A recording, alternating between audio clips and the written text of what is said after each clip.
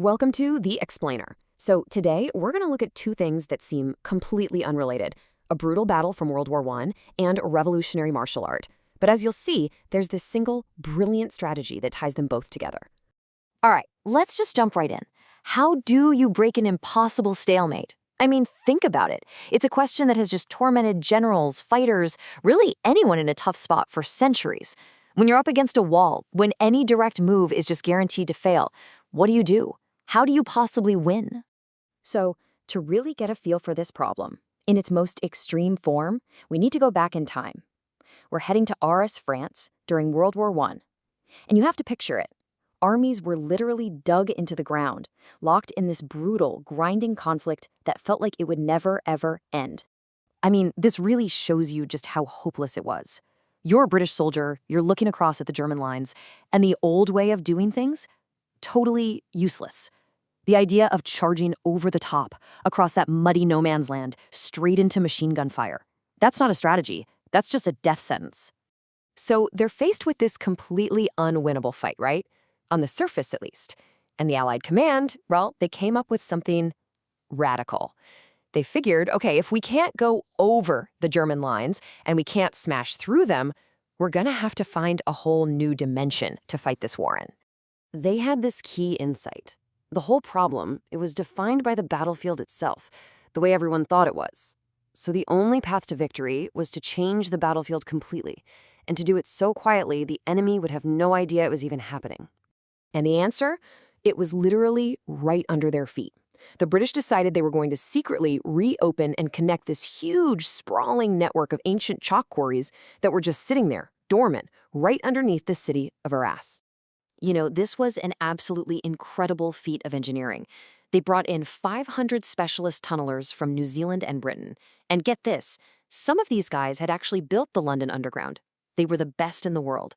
And they dug 20 kilometers of new tunnels, linking all those old quarries together into one massive hidden network.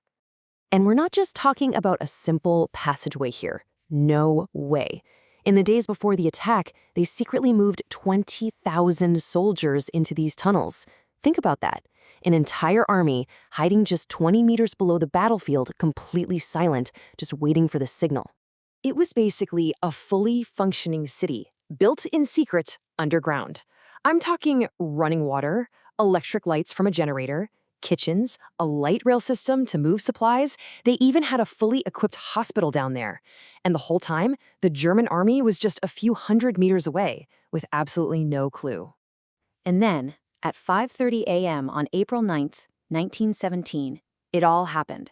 Engineers blew the charges on the tunnel exits, which, and this is the genius part, opened up right inside and behind the German trenches.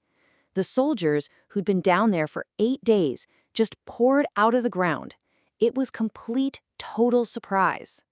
Okay, so let's leave the mud of the trenches for a minute. We're going to pivot to a totally different kind of fight. But you're about to see that the fundamental problem, that impossible stalemate, it's exactly the same. So how does a smaller, weaker person beat a bigger, stronger one in a fight? It's kind of the ultimate question in hand-to-hand combat, right? And for most of history, the answer was pretty brutal and simple. They don't.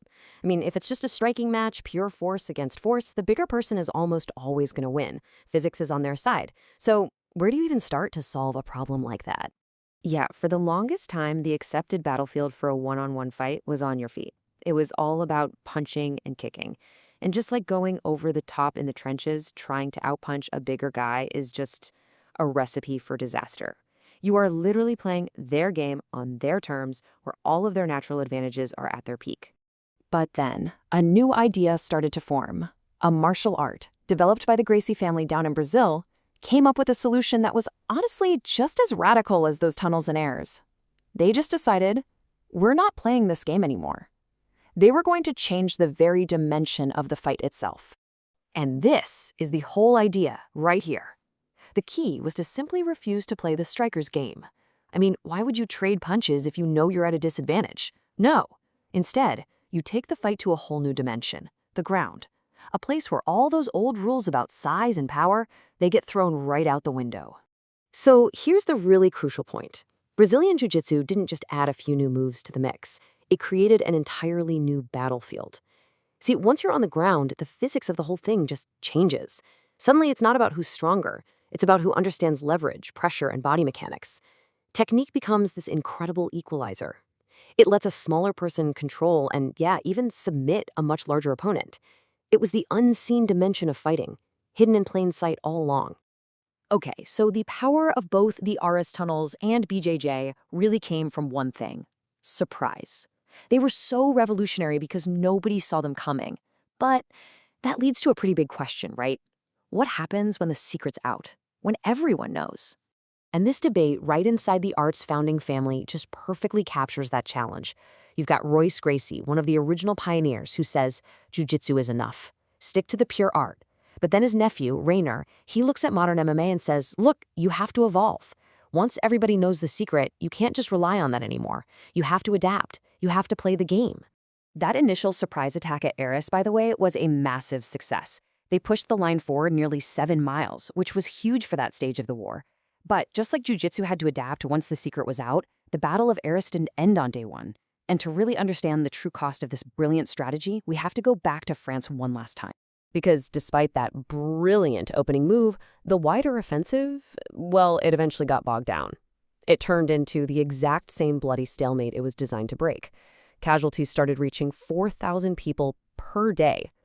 This number, it's etched into the ARRAS memorial, and it's just staggering. 35,942. And you need to understand, that's not even the total number of soldiers who died there. That number, that's just the soldiers from the British Empire who died in this one area and whose bodies were never, ever found. They have no known grave. They just vanished, swallowed by the mud and chaos of the war. And all of this, it leaves us with a pretty sobering final thought. A brilliant strategy. It can absolutely change the game. It can break a stalemate. It can let you achieve something that seems impossible. But we always have to remember that even the most ingenious plan, whether it's in a fight or a full-scale war, often comes at a profound and truly devastating human cost.